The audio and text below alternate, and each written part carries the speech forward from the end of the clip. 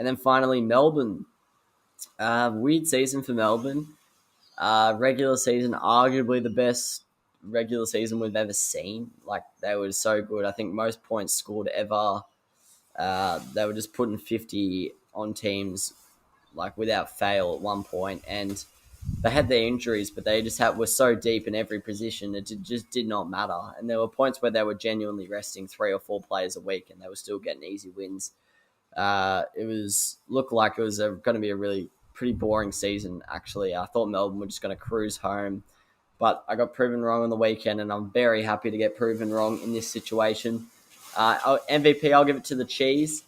Heading into the year, there was obviously all that chat about the Grant, Cheese, hooker situation, and I'll be honest, I think Cheese actually won the battle this year. Like, Harry Grant's still a freak, and he's going to be the Queensland hooker for a while to come, but I think the ball's almost in the Cheese's court now, in terms of the future, whether he wants to stay. But yeah, we'll have to wait and see on that. But yeah, he made himself undroppable, and what's unexpendable, expendable, not like he couldn't be dropped. Like, he couldn't be benched, couldn't be dropped. Absolute star.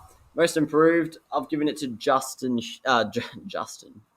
So I guess I was thinking of Justin Hodges, but Jerome Hughes took his game to an even further level this year. I think 2019 to 2020 was a big jump, but I think this year was even bigger.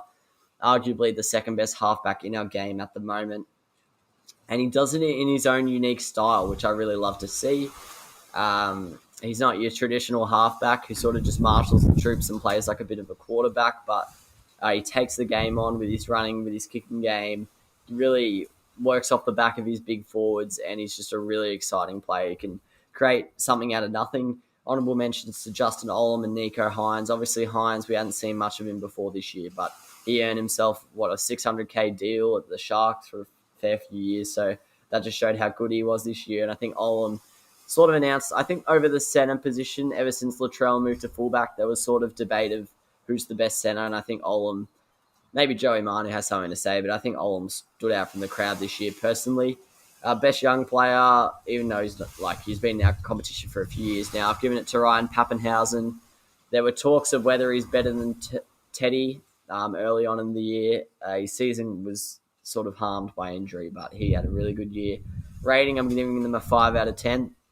I predicted them to come first. They came first. I predicted them to miss the grand final. They missed the grand final. So for me, it's exactly par. If you adjusted your expectations to how their season went, it's probably below par because them losing in the prelims, pretty shocking. But all in all, pretty solid season from Melbourne. And I'm sure they're absolutely gutted that they're in the they're in the off season already at this stage of the year. But don't know where. And they also re-signed Craig Bellamy for another 4 years. So I don't really know where this team ever stops being good. It's a pretty scary prospect for other NRL team fans. It's a miracle! Oh, yeah! What about that one? No!